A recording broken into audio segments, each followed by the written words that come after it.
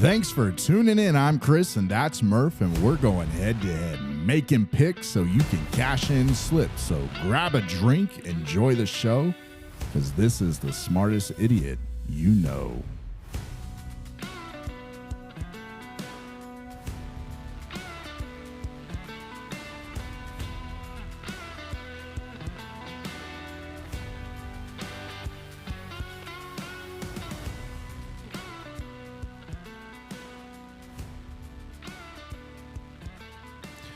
Well, it's a beautiful night because it's Thursday and we've got football on. But even better, Murph's back. Welcome back, Murph. What up? What up? Good to be back. I missed you, missed the podcast. Hopefully, everyone's happy as I am for me to be back. I'm sure they are. I'm sure they are because while you were gone, it was just me rambling for about 45 minutes a clip. And I'm sure that probably put some people to sleep. So hopefully you weren't driving while listening to me. But yeah, we got you back. So maybe it's going to be a little bit more livelier. And we've got a good slate coming up. And with this slate, this slate was a little tough. Good games. Don't get me wrong about that. They're really good games. It's just that these spreads, they're all like 7 points here, 6.5 points there.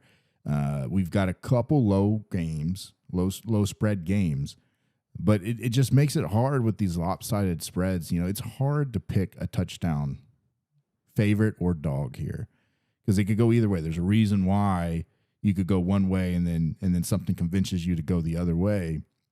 And but that could just be my take. What are you seeing the same thing, or what are you seeing? Yeah, we got a lot of games that look like on paper they're lopsided. And I think that's where, it's one of those weeks where you think like, oh, I'm just going to hammer a lot of the favorites because on paper it's lopsided. But then you look up and Vegas has taken all your money because they set the line so high. And they're like, oh, yeah, go ahead. Come on in. Yeah, and you feel a dummy. Well, Oh, yeah. actually, you feel like an idiot, the smartest idiot, maybe, but yeah, and that's how it goes. I mean, you tend to try to rationalize why you picked the team, and instead of just saying you were wrong, you make up all these excuses as why you picked the other team. And these games, it could go either way. You can make a case either way, and then it feels like you're flipping a coin to make a pick here. But these aren't, pick'ems here. These are huge spreads. But diving right into it, we'll get into the first one that we're going to talk about. So we've isolated, just so everyone's aware, we've isolated around 6 different games that we're just going to take a deep dive in. But don't worry, we're going to go over all the games. It's just not going to be a deep dive. You'll get all of our picks at the end and as we go through. But there's going to be 6 that we're going to do a deep dive. And the first one that we're going to do a deep dive is going to be Buffalo versus Carolina. And this one, it just screams Buffalo. It screams Buffalo, but everyone's going to say, well, Carolina's making a nice little push there.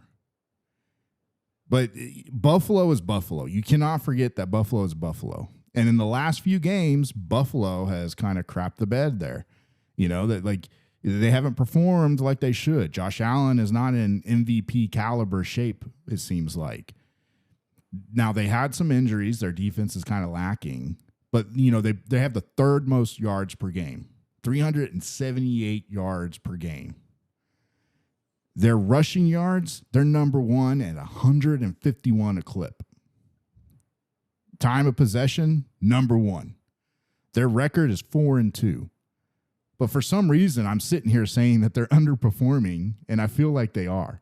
And Carolina is on the flip side of that. They have horrible statistics, but they seem to be winning games. They're 4-3. Now, that's one game above 500, but we're early in the year, and it's a lot more wins than we expected when Carolina started this year. Now, the bad side about this is Andy Dalton is starting. Bryce Young is not starting. Andy Dalton is. And Milano should be back. So if Bryce Young isn't playing, I'm sorry.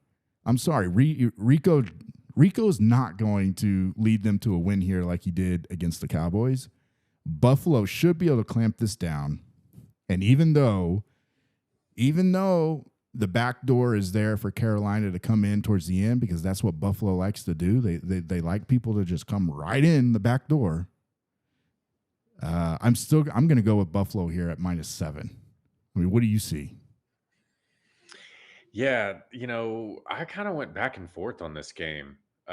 You said it though, Buffalo's kind of underperformed where Carolina has overachieved. Buffalo is 2-4 against the spread, which just scares the living daylights out of me. Whereas Carolina, they started the season 0-2. Since then, they're 4-1, and overall 5-2 against the spread.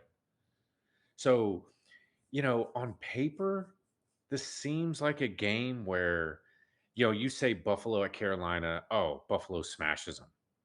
But when you start to do a little bit of a deep dive, you think, all right, this might be a close game. You got a top 10 offense versus a top 10 defense. But I think Buffalo coming off a bye week, I think they right the ship here. Yeah. Bryce Young is out. I don't take a lot of stock in him being out. Andy Dalton's more than capable backup. Bryce doesn't really he's not lighting it up. He averages under 200 yards a game, so I don't think that's that big of a deal. But I do think Buffalo comes out quick in this, and they force Dalton to be in these passing mode. They force Carolina to pass the ball, and I think he makes some mistakes. I'm going to take Buffalo here as well. I'm going to take Buffalo -7. Yeah, and I think Buffalo is a good choice. I mean, it's just, it's tempted to go with the Panthers. And we're going to say the back door a lot here. And I hope these teams just freaking lock that back door. Just from a gambling standpoint, because these spreads are so big, that any of these teams that we're talking about could cover and at the end of the game in garbage time. And this is a game that's ripe for that because Buffalo has allowed it time in and time out. I don't know if you remember the Saints game. They allowed that, and the Saints should have been nowhere close to that. I mean, Buffalo should have won by 20-something points. But, yeah, I got Buffalo. We both got Buffalo, and hopefully it pans out that way. But the next one is going to be one that we talked about 2 weeks ago, and that's going to be the New York Giants and the Philadelphia Eagles. I mean, do you not remember when they played last? This was just 2 weeks ago. Yeah, that was a beatdown. And I feel Giants killed them. I feel like it could be the same because nothing has changed. Yes, Jalen Hurts threw 3 touchdowns last game, but I hate to remind you, but who did he throw that against? He threw that against Minnesota, Carson Wentz. And I don't know if you're watching the game tonight or not, but I mean, when are they going to get Carson Wentz out of there? And I don't think JJ is going to do much better either. But hey, we'll talk about Minnesota at a later time. We're talking about Philly here. Jalen Hurts hasn't done anything so far this year. I mean, their offensive rankings so far is 26 yards per game, 22 passing yards per game. They're 14th in points per game. And here's the shocker, 30th in rushing yards per game. But yet they're 9th in running the ball. So they run the ball 46% of the time in a game. And that's ranked 9th. So they're dead last in running the ball, yet they're in the top 10 in actually physically running it per play. And that's mind-boggling.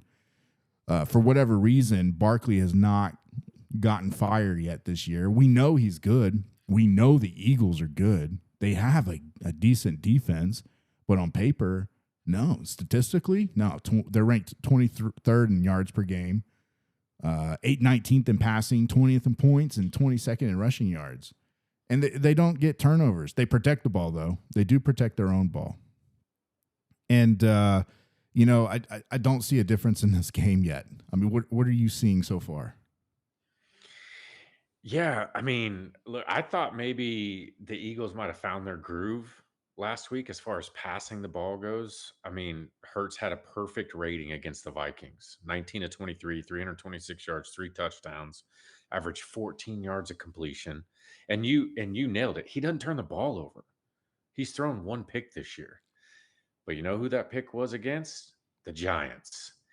And I know we're gonna talk about, some backdoor covers here a lot, but talk about a team that just kicks the front door in, the Giants. They don't backdoor anything. They just kick the front door in and they end up covering. I mean, they did it against the Eagles. They kicked the front door in against the Broncos. They don't need the back door unlocked. They're just coming right through the front. Yeah, You I mean, know, and Scatterboo yeah, is that right, he's that battling ram, that right, he's just going to plow right through and get injured, but he's going to allow the rest of the team to come in. I mean, right. I'm with you on that. Like Philly it's tough to take Philly here at 7.5 because they really haven't done, and we can't say the Giants are a bad team. Like if the Giants were a bad team, then maybe we could look at 7.5 for Philly here because they played Minnesota and they won by 6. And I think they were a 1.5 point favorite in that game. But here they're 7.5 point favorites, and a lot of times these rematches they don't end up like the first time when it was a blowout. But I'm with you, like Dart and Scatterboo. It's so tough. I feel like this could be a trap, but it's so tough to take Philly at 7.5 because they haven't proved it yet. They just haven't proved it yet. Yeah. I mean, what are you seeing I with the was thinking Giants? the same thing. I was thinking the same thing. It kind of feels trappy, like Vegas is trying to suck you in where you're like, what? Eagles Yeah. 7.5. But, you know, where I look at the offense last week, I'm like, okay, they might be getting it going, but what I don't trust still is that Philly defense. They're in the bottom half of the league in pass and run defense. Yep. We talked about it a little bit. Cam had 3 TDs against him, averaged over 5 yards a carry. Granted, Jalen Carter was out. He's back in this game, but you know, Eagles, the margin of victory in their 5 wins: 4, 3, 7, 6, and 6. That's So gross. I'm gonna stay with the trend there. I'm taking the Giants seven Ye- and a half, and Yep. like you said, it feels trappy, but I'm gonna I'm gonna kind of kick the trend there on Vegas and say, nah, give me the Giants 7.5. Yeah, I'm taking the G-Man too. It hurts me though, as a Cowboys fan. It hurts me to say so much praise about the Giants, but it also doesn't hurt to kick Philly like that. So we both got the G-Men. We have another game that we're going to get into is Cleveland and New England. This one may not be as tough, but go ahead and kick this one off. Yeah, Chris, I don't have a lot to say about this game. New England's -7. Yep. Cleveland's offense is about how I feel about the Cowboys defense. It's shit. Yeah. That they can't move the ball offensively. They beat the Dolphins last week 31-6, but Gabriel threw for 116 yards. Judkins rushed for under 90. They beat the Dolphins because they forced 4 turnovers. Yeah. I think New England is well coached. They're well disciplined. They don't make a lot of mistakes. And their D is actually pretty good. They're fifth in Mhm. points per game and third versus the run. I don't think this is particularly close, even though it's hard for me to say that when Cleveland does have a very good defense. But I'm just taking New England home here by the touchdown. Yeah, and that's probably the safe thing to do. I think the only thing there's two things that could tear this up. And one is Cleveland's defense. But I just think that New England, the way that they control the ball and the way that they score, and I have enough faith in New England that they could get 2 possessions in and allow for a late score or something like that and still be able to cover. Or two, they get sick of Gabriel and they put Sanders in, and it sparks some life into that offense. But their whole offense is Judkins. I mean, you said he rushed for 90 yards, but he scored 3 touchdowns. But in order for him to get the ball, like you said, you have to have those 4 turnovers. But to your point, though, not going to labor home this matchup, and we're both on New England by 7 here. I think that, the big question everyone has to ask if you're going to bet on this game is can Gabriel beat New England and force a cover? And I think the answer to that is no, because they're going to need more than just Judkins to come within 7 against New England. We got Chicago and Baltimore. Chicago, man. Chicago has been surprising us. They seem to get better each game. That defense is getting better. Rankings, not so much, except for in takeaways. They are leading the league in takeaways and 2.7 per game. But their defensive ranks, as far as yards, points, and against the rush, it's not where it should be, but it's doing enough to keep them in the games and allowing that offense to do something. And that offense is rising up slowly in the ranks. I think Ben Johnson's got something on Caleb Williams. Like, I'm not a big fan of Caleb Williams, but Ben Johnson is doing something to put him in a position for success in order to make good decisions. If I haven't looked at the stat, but I would probably put money on that he's probably not holding the ball as long as he did last year or the year before that or what he did in college. And he's making some plays down the stretch. But and I think Chicago's got a chance in this game, but Lamar is back. And not just Lamar. A lot of that defense is back. And, I'll just make this one short and sweet on my side.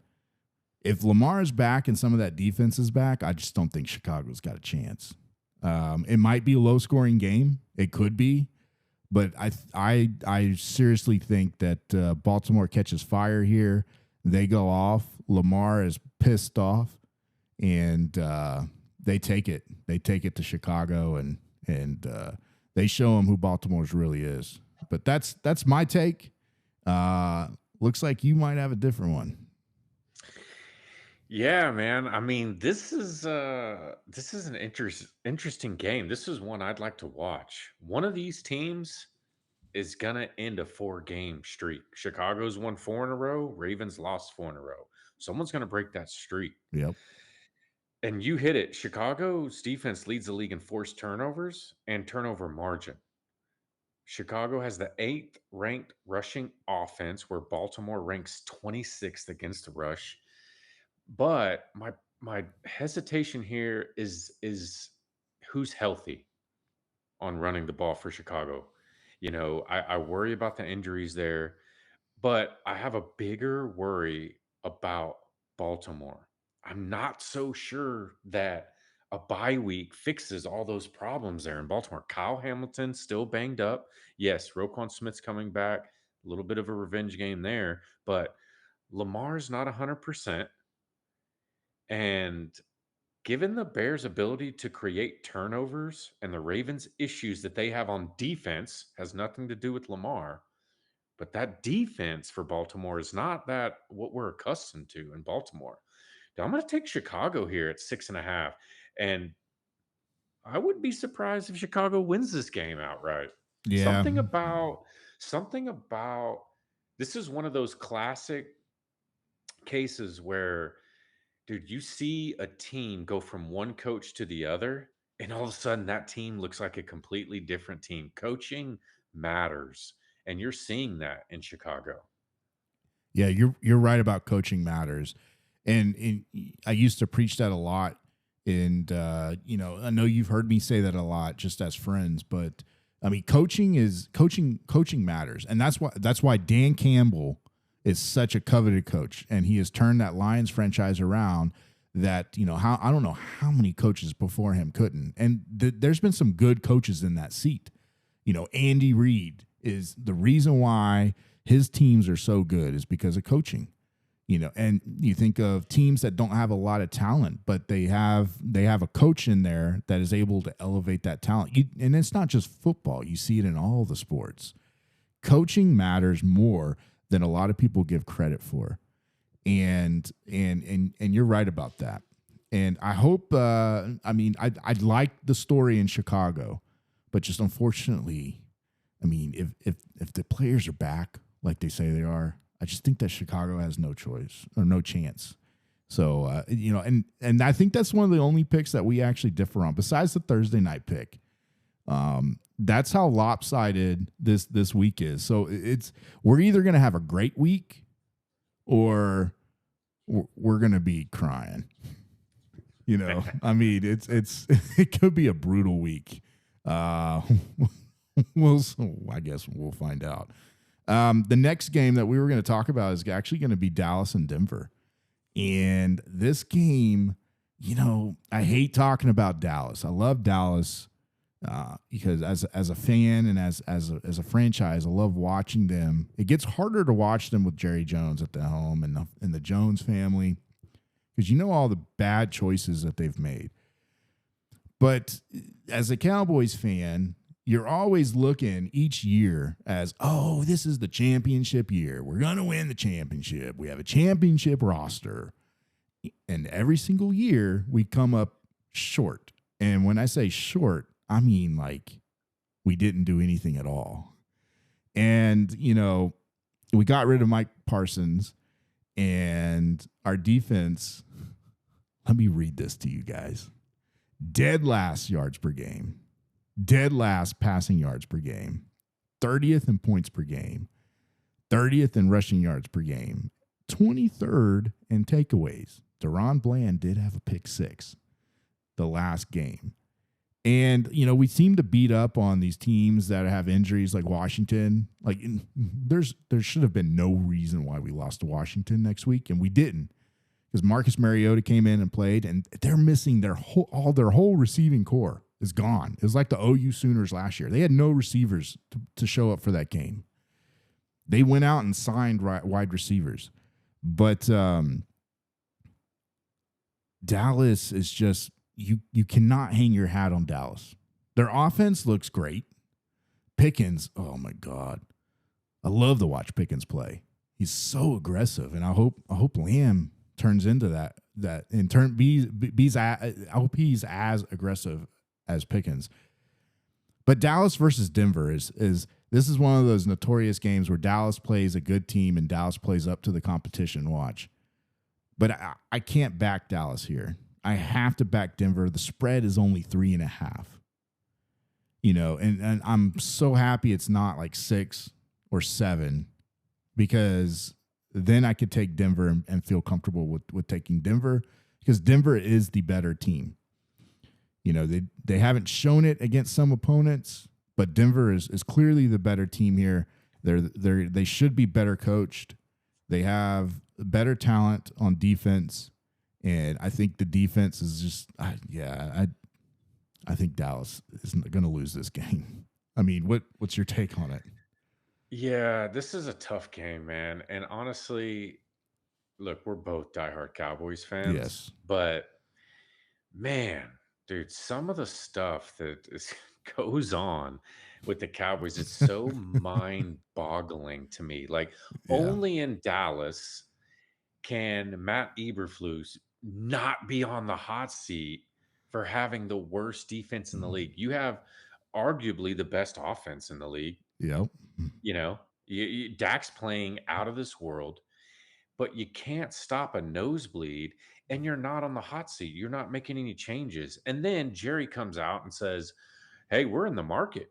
Hey, we're gonna shop these picks. We're trying to make some moves." And it's like, but you traded your best defensive player, and Yeah. now to your best pass rusher to do what? To go into the market and try to get a pass rusher? There's Yeah. not going to be anyone on the market that's even close to his talent that you had in the building. Yeah. It'd be one thing if you're like, "Hey, we shipped Micah over to Tennessee. Oh, now, okay, we got 2 first rounders coming from Tennessee. We got a top 3 pick probably over the next 2 years back to back. Cool, love it. You can take those picks and make something of it." I just don't understand the logic of, let's trade our best pass rusher for picks that are going to be in the back half of the round, Yeah. and then say, "Hey, we're open for pass rushers. We need help." It's just doesn't make sense. But to get to the game, look, we all know what the offense can do for Dallas. We all know what Dak's doing. But going on the road to Denver, man, different animal. Yes. I don't think they haven't faced a D like this. Mm-mm. Denver's basically top 10 in every defensive category except for turnovers. They're actually near the bottom, which is kind of weird to me as much as they sack the QB and having Patrick Surtain out there on the outside because they're first in sacks. Yep. So it's weird that they don't have more turnovers. But I think obviously Denver has a great coach. They have a great defense. I think Denver is going to look to control the tempo here. They're going to try to control the clock, limit the time. Cowboys have the ball on offense. Mm-hmm. I could see this game being tight, something like a 24-20 or 27-22, something like that. But I think Denver, sorry, I think Denver covers here. I think I like Denver at home minus 3.5.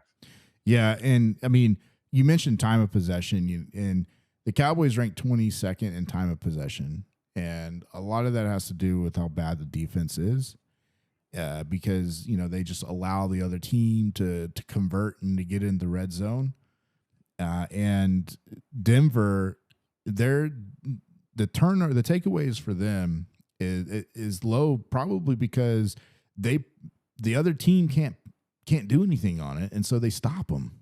They stop them. They don't convert a lot of third downs against Denver, as well as some of their games have been low scoring. It was kind of low scoring against the Giants. They were getting shut out, and then they had this miraculous 33-point comeback in the fourth quarter, which, oh man, that was awesome to watch. And then they played the Jets in London, and that was like a 1-2 point game or something like that. It was ridiculous against the Jets. And but if Dallas had any type of defense here, or it was a bigger spread, I probably would lean more towards Dallas. But at 3.5, Denver has to be the bet here. I mean, it just has to be. And I feel like the public is going to jump on Dallas. And I feel like some that seemed obvious of these picks in these games, I feel like the public is going to jump on the opposite, which is what I like. I like that because I'd like to fade the public on some, because the public is, they typically mess you up if you follow the public. But we'll see what happens with Dallas and Denver. And you mentioned a good point too. In Dallas, Mile High, that's going to be a tough environment to play in. Whereas Dallas playing at home is not tough for anybody to play in. Jerry's house is welcome to all, because there's no home field advantage there, except for the sun. But it seems to impact us more than anybody else. Right. The last game that we have to do a deep dive is Green Bay and Pittsburgh. This is also another 3-point game, and Green Bay is in the same freaking category as Dallas. Green Bay is severely underperformed here. So far this year. Their defense, they do have good stats, and not only that, but their defense has come in clutch at the end of games. But they've allowed teams to be in it too long, like Arizona Cardinals. There's no reason for Arizona to be in the game all the way until the fourth quarter. I don't care if you got Jacoby at quarterback or not. You're the Packers. You have a good defense, and you're supposed to have an explosive offense, and they allow the Cardinals to almost beat them. Same thing with the Bengals. They kept the Bengals in the game. They ended up being within 6. I do not trust Green Bay. I don't care who's on defense, and if it's Parsons, it doesn't matter. I just don't trust him on defense, But I do like the narrative of this game. Aaron Rodgers coming back to Green Bay, even though it's more than a couple years. You'd think that narrative would die off, but it's not. Aaron Rodgers is 40. He's coming into Green Bay. Mike Tomlin's got a chip on his shoulder. Pittsburgh has not been performing like they should. They're getting negative publicity. People are calling them out. And I think that this provides motivation for Pittsburgh to actually come out here and, maybe even beat Green Bay. If this can be a shootout, I think Rodgers can make that happen. I like Pittsburgh's defensive players. And Green Bay hasn't necessarily like they haven't done a lot of offensive production against some of these, crappier teams that they've been playing. And Pittsburgh has just kind of been, coasting along. But I think here they might make the ship right here and just come in and just play out their minds and maybe even beat Green Bay. But I got Pittsburgh by 3. I'll take Pittsburgh as a dog, not by 3, but be within 3. I'll take them as the dog. I feel like Pittsburgh might even need to be like a 1-point favorite here, but I'll take the dog. What you got? Yeah, this is not a bad game to go Pittsburgh money line here. I mean, remember last time Aaron Rodgers had a revenge game? I Yeah. mean, he lit the Jets up. Mm, 250 yep. yards, 4 touchdowns, no picks. That's game So 1, right? right, yeah. And so, after 2 weeks in the season, we thought Green Bay might be one of the best teams in the league. Then they Since then, then they played Dallas and tied. yeah, since then they've lost to Cleveland, tied with the Cowboys. They scratched out a win against the Bengals with Flacco just getting off the damn plane. Then then they squeezed out a win versus Arizona, which they were down 10 points to Arizona. Yeah. They recorded 6 sacks in that game, forced a fumble, and still barely came out with the win. I think they won Yeah. by 5. So I'm not sold on Green Bay. And I think these are two average offenses. And in these situations, give me the home team and a vengeful Aaron Rodgers. I think Pittsburgh might win it outright here. Yeah, and I like that. I like that money line. There's not going to be a lot of value in the money line, right? Because it's only a 3-point spread. But I mean, I feel like out of the dogs that are here, Pittsburgh is one that should be able to win and can win. I'm looking back at the dogs that we talked about. I know you had Chicago as a dog coming in, but then let's see. The Giants. The Giants are the only dog that I see that I would feel comfortable winning of the games that we talked about, and they're a 7.5-point dog, which that would be insane value as a money line. So I mean, if you're looking at dogs, there's 3 dogs here at this whole slate that I would look at. San Francisco. We'll talk about San Francisco in a second, but San Francisco, they're a dog. I would get them money line, the Giants money line, and then Pittsburgh money line. And that could be a little nasty little, dog, whatever you want to put there. Obviously, don't do a parlay because, you're going to jinx yourself. But individually, that's some good value. But, we both had Pittsburgh on that one. And I think now what we're going to do is we're going to go through some of these games real quickly, the ones that we did not do a deep dive in. And so, the first one is San Francisco and Houston. This could be a low-scoring, boring game based off of injuries with San Francisco and Houston's defense, but also injuries. I mean, Houston's defense makes it a boring game. It really does. Seattle versus Houston was a good game to watch because Seattle, even though they had the turnovers that they had, they were able to overcome it, and that offense prevailed, and Seattle just had an even more overbearing defense than Houston. But San Francisco, they play defense too, and this is only a 1.5-point game here. San Francisco is the dog, and Houston is favored, and I have no idea why Houston is favored because Stroud and that offense, this sucks. Stroud can't do anything with the ball, and the only way that they move the ball is through penalties, it seems like.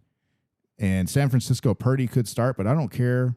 I don't care who it is, but I got San Francisco. Who do you got in that game? Yeah, I'm going to take San Francisco as well. I think if we're on a neutral field here, I think San Francisco's favored. I think just because Houston's at home, Vegas gives them the 1.5. But you're right. Houston's offense, they can't get it going. It's atrocious right now, which is shocking because you have Stroud. You think Stroud and Nico Collins, one Yeah. of the best 1-2 combos in the league. But Mm-hmm. I'm going to take San Fran here as a 1.5-point dog. Yeah, and fair warning, we're pretty much going chalk all these games. It looks like, but just warm the audience. The next one is Jets and Cincy. I mean, this game, there's not really much to say. Jets winless. Do they get their first win against Cincy? I would say with Browning, maybe. I don't care who you start, Tyrod Taylor or Justin Fields. I mean, that's the topic of conversation right now. Makes it look like, oh, maybe you shouldn't have got rid of Rodgers, or maybe you should have signed a different quarterback. But The Jets, dumpster fire. And the game after this one, Miami, dumpster fire. But I mean, I'm going to take Cincinnati at 6.5. They're favored by 6.5. Flacco really, I think Flacco. This is going to be a game that the Bengals kind of established themselves. It'll be game 2. They established themselves against Pittsburgh, and I think with 3 weeks of preparation, I think Joe Flacco kind of proves his worth here against the Jets and Tyrod. So you got Cincy too, right? Yeah, I've got Cincinnati as well. I mean, we don't know what's going to happen with the Jets. We don't know who's coming out playing QB. That whole team is an absolute mess. I like Flacco here in Cincinnati. I think he's having fun. I know there was some talk about him retiring when that Yeah, trade was coming through, but I think he's actually having fun. My gosh, we saw him throw what 20? I think Jamar Chase had 20 targets the yeah, last time they played. yep. So yeah, I like Cincinnati here. And I don't even think this is going to be close. I think Cincinnati needs to win too. I think with that division being so kind of a cluster F right now, I Yeah. think they're right at that cusp of being at the top with Pittsburgh there. And again, Pittsburgh's a dog this week. So, let's say Cincinnati might be thinking Pittsburgh loses. Mm-hmm. Cincinnati picks up an easy win against the Jets. Boom, they're right there. So I think Yep. Cincinnati needs this win. They're not going to overlook the Jets. I got Cincinnati covering. Yeah, I don't think so either. And with another point with Cincy um, is the I totally forgot what it was I was going to say because it was something with Flacco. But I got Cincy. Hopefully, oh, I know what it was. It was this a better game, a more exciting game is pick the game the Jets are actually going to win. What's their first win going to be? Let's pick that game. Yeah, I don't know if we can find one. I haven't even looked, but yeah, good luck. Maybe when they play Miami, but they already lost to Miami. So I mean, that was Miami's first win. So but that takes us to the next one is Miami against Atlanta. I mean, I'm not rooting for anybody going against Miami here, and let alone Atlanta. Atlanta lost to San Francisco last week, and that was kind of a weird one for them. But I mean, Atlanta is statistically a really good offense and a really good defense on both sides. And they should be able to clamp down on Miami. And they keep rotating their quarterbacks in and out. Like, I mean, who are they going to play? Are they playing Quinn Ewers? Are they playing Tua? Who do they trust? Do they trust anybody there? Darren Waller is on injured reserve. I mean, he came out of retirement to only go back to being hurt. I mean, I don't know what's happening in Miami.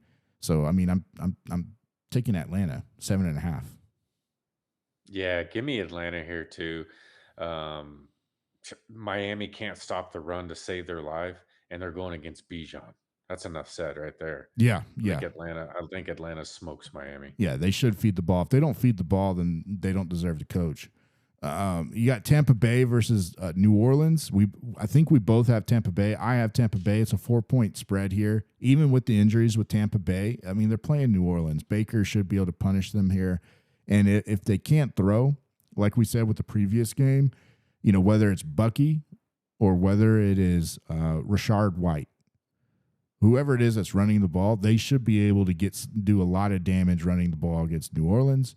And if the defense holds up for the Bucks, I mean, they should win this pretty easily. So I got Tampa Bay against New Orleans. Yeah, this game feels a little trappy to me. Saints at home, division game. Baker's already talking crap again about how much he hates the Saints. So there's a little motivation there. Man, I would probably stay away from this game if I was betting in real life.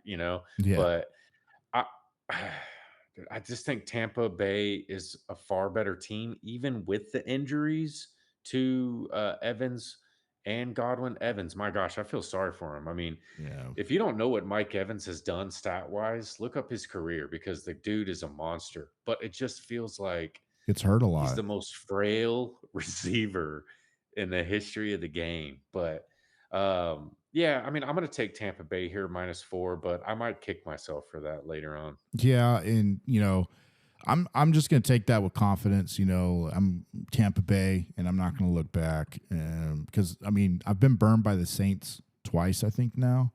So in Tampa, I haven't been burned yet. I had the right side, Tampa versus Detroit. I kind of know their limits. So hopefully I'm taking the right limits here, and Tampa just comes out and takes care of business.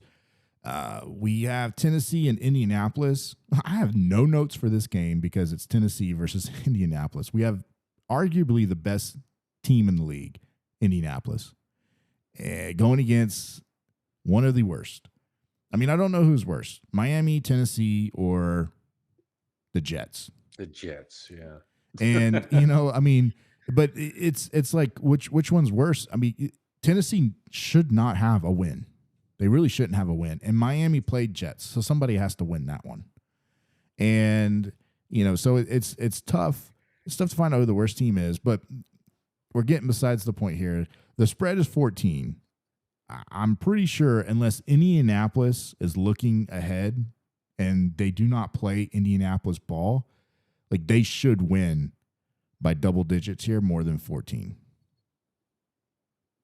Yeah, I'm with you. I mean, this is another divisional game, but Tennessee is just so bad.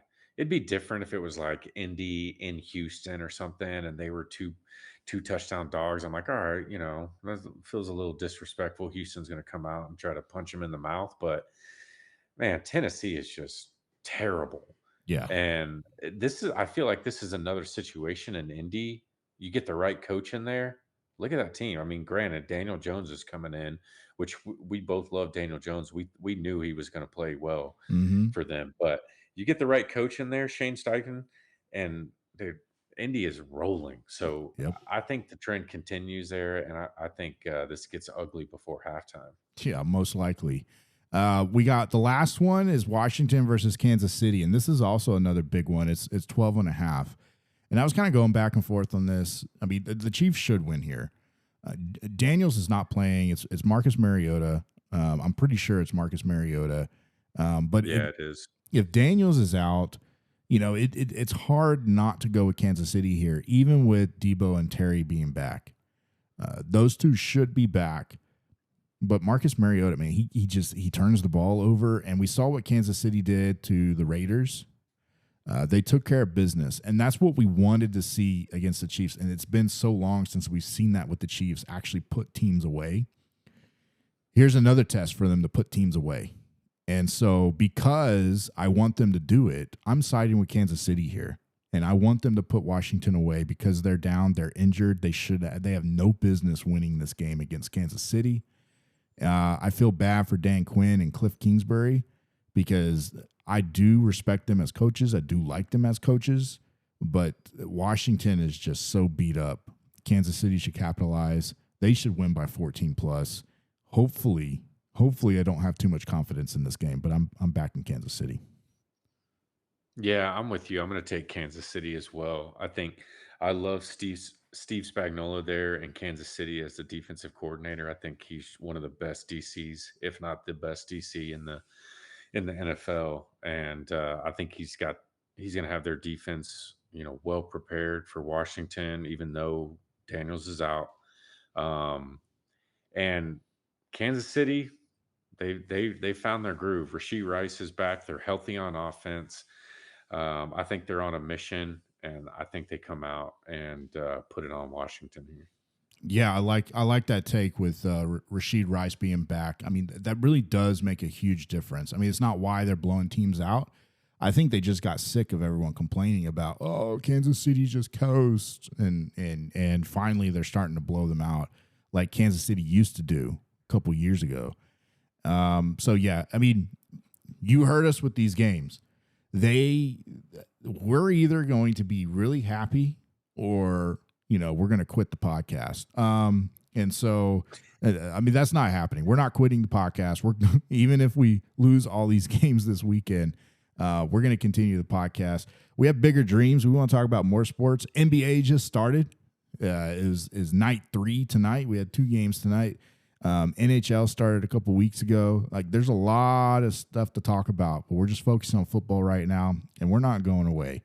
And so welcome to have Murph back, and we'll see what happens for the recap episode. But we're going to go through these picks real quick so you have them one by one. We're going to go with the Thursday night game. Murph had Minnesota.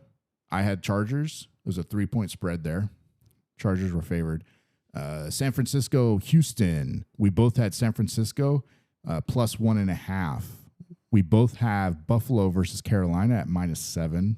We both have the Giants plus 7.5 at Philly. We both have New England -7 at Cleveland.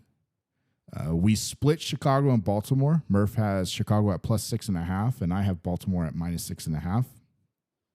We both have Cincinnati versus the Jets at -6.5. We both have Atlanta -7.5 versus Miami. Miami is at Atlanta. We both have Tampa Bay at New Orleans. It's going to be -4. We both have Denver. Dallas is at Denver -3.5. We both have Indy -14. Indy is home versus Tennessee. And then we also have Pittsburgh at home +3 versus Green Bay. And then closing out on Monday night, we both had Kansas City at home versus Washington at -12.5. So that's going to wrap it up for us. You know, Murph, are you going to be here next Thursday? Yeah, I'll be here. I'm glad, had to take a little time away, but I'm glad to be back. And, I'm excited to watch some football this weekend. And again, a lot of trap games this weekend, but we think we're steering you in the right direction. And I can't wait for the next episode.